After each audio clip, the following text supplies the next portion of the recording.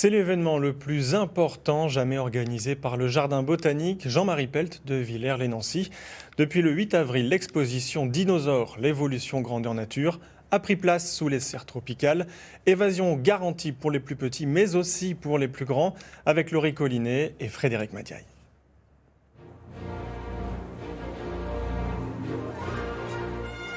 Dans cette véritable jungle sous serre, aux aires de Jurassic Park, 17 tyrannosaures rex, tricératops et autres vélociraptors cohabitent.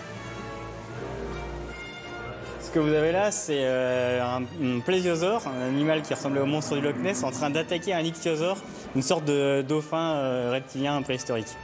Ça, c'est deux animaux fossiles qu'on a trouvés à Essey-les-Nancy quand j'étais encore étudiant à la fac de sciences ici.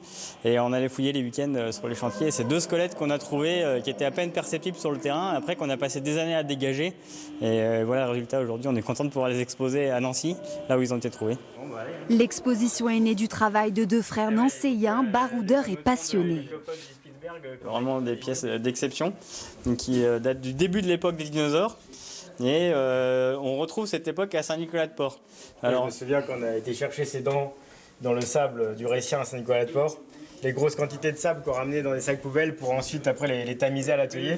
Après la Lorraine, les deux géologues ont parcouru le monde à la recherche de fossiles avec toujours la même excitation.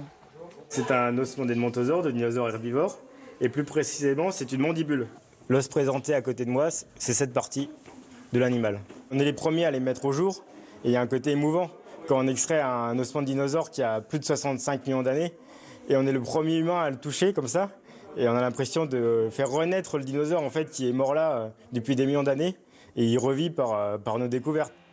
Une exposition d'il y a 400 millions d'années jusqu'à aujourd'hui pour comprendre l'évolution des plantes et des espèces et s'interroger sur les enjeux actuels de la planète.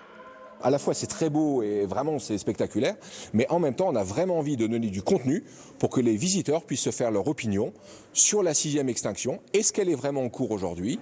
Quel va être l'impact des changements climatiques sur les animaux et sur les plantes? Pour cet événement d'envergure, 150 000 curieux sont attendus jusqu'à mi-novembre.